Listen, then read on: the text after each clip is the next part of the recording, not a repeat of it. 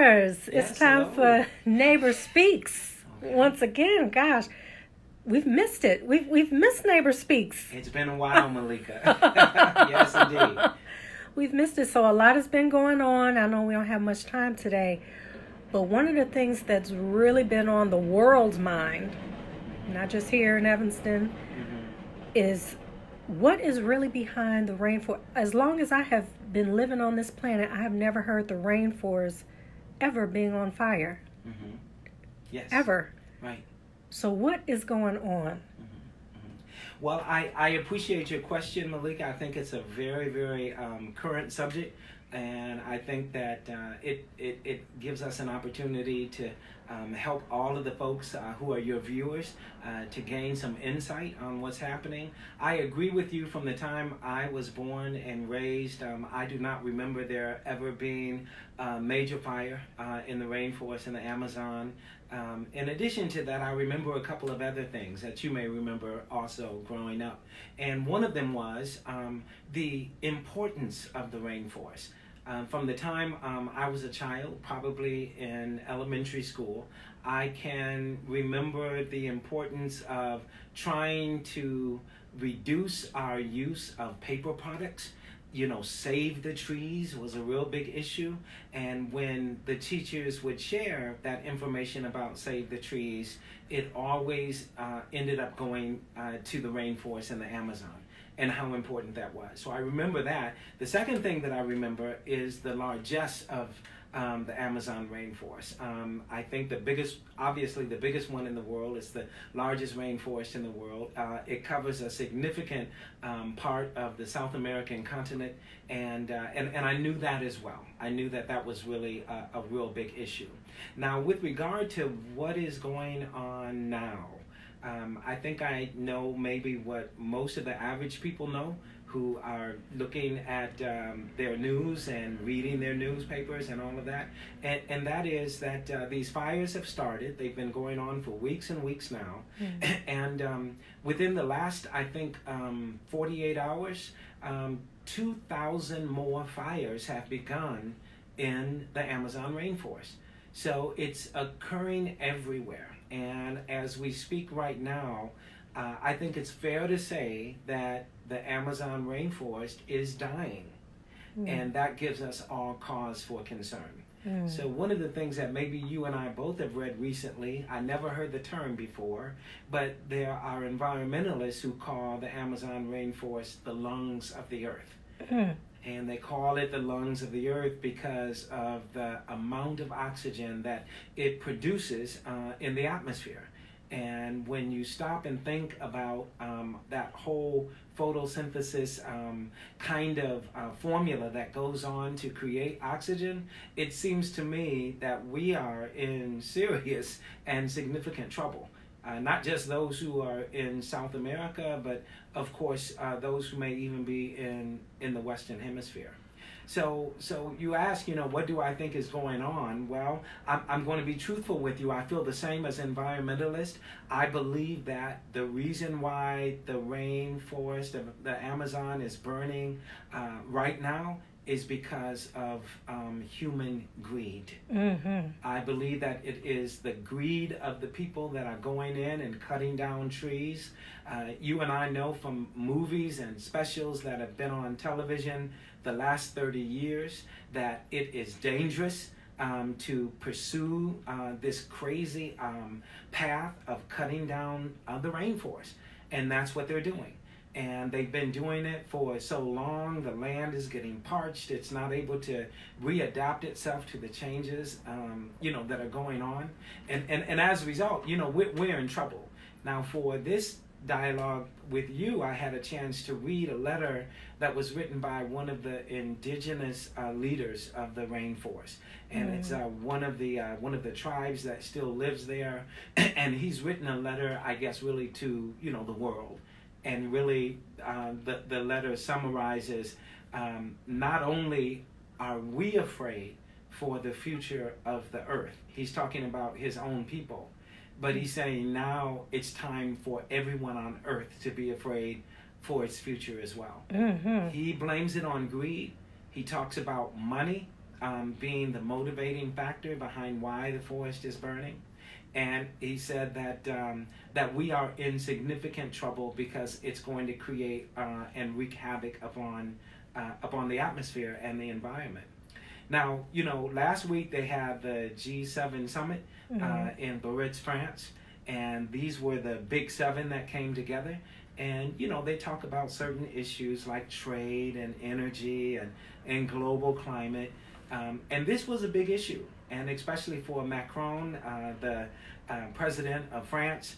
But as you know, when they finished talking about it, these big seven, the seven most wealthy countries in the world, were only able to come up with $22 million to fight against the rainforest in the Amazon. That's insane. Now that's probably insane. The reason why it's insane is because I know as a preacher in the Metro Chicago area, there are probably 5 or 6 churches that cost more than $22 million just for their construction. One church, all alone. One church on the south side, on the west side, Willowbrook. One church, $22 million, and that's all they were able to come up with to fight this deadly fire and fires that are going on. And so, of course, the reason for that is because none of them are in South America. Right. And of course, America is not interested at all because we have a president that doesn't believe that there is any unsafe thing going on with the environment in the first place. So they're ready to just kill the lungs of the world. My. What, to drill some oil? It's drilling in there. It's drilling oil. It's finding other minerals that are of value in the rainforest, and of course, it's continuing to use the trees as well, and to cut them down and use the timber for any number of things. But this is the rationale behind it, and I think that we are all in trouble as a result of it. And I hope, Malika, that through this effort, the African American population, both in Evanston and Chicago and the United States, can understand how we too, our future is connected to this. And that we come from a people that have a greater sense of respect for the earth than other groups of people, particularly those who are Anglo-Saxon and European. I don't know about your people, but my people on both sides of my family were farmers. And that was just 2 generations ago. So on my dad's side and my mom's side, they both had farms. They tilled the land. So there was more of a oneness with the land. And all of that now, of course, is disappearing.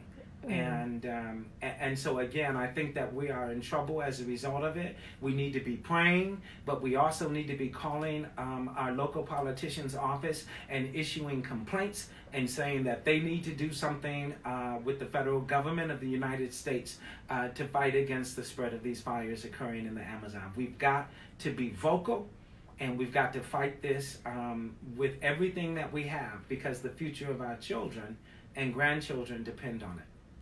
Do you think they're listening? Because I'm sure it's been like thousands of people, calling in and writing in, to save the rainforest, as well as a list of other things. I mean, we got the mass shootings. I mean, there's so much going on. It's like chaos in our world right now. It's like the start of. I feel like it's the start of it, and it's just going to get worse. So, do you think they're even listening? I feel like they're laughing at our complaints. What else can we do? Well, I think that's a good point, Malika. I think the way that our country is run and the way that our government is established, the recourse that we have, of course, is a First Amendment recourse, and we can demonstrate and we can protest. We write our letters, we make our phone calls to our congressmen and senators and all of that, but we also have an opportunity to take it to the streets.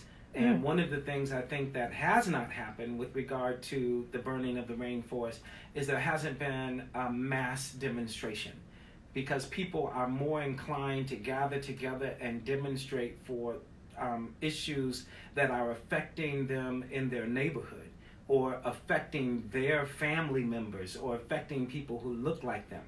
And this one, the disconnect is we would be demonstrating to save Mother Nature. And I'm not sure that has really happened in mass before.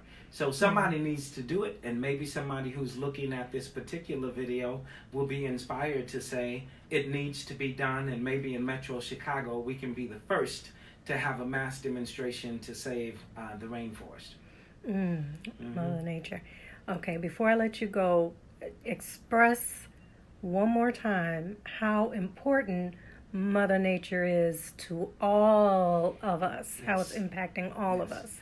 That's a great point, Malika. I'm going to throw my pastor's hat on now, and to say to you that from a biblical perspective, Judeo-Christian, we believe that God created the earth. Whether or not you believe it was in 6 days or not, I tend to think that was not the case. Whether you believe that the earth is only 3,400 years old, like some of our fundamentalists, I don't believe that is the case. I believe it's been around for millions of years, but I do know this: there's only one Mother Earth that God created, and we're living on it. And the Bible says that everything that God created was for the good use of human beings, and that we are to be the stewards of everything on earth. Just like we're stewards for our own families, just like we're stewards for our own churches, we are collectively stewards of the gift that God has given us called Mother Earth. And if we fail to live up to our responsibility as stewards of the earth, not only are we going to pay for it individually, but all of the 7 billion people on the face of the earth are going to be at risk. Yes, indeed. Thank you so much, Pastor. Thank you. Thank you, Malika. Yeah. All right. Okay. You all stay tuned for another episode of Nabors Speaks.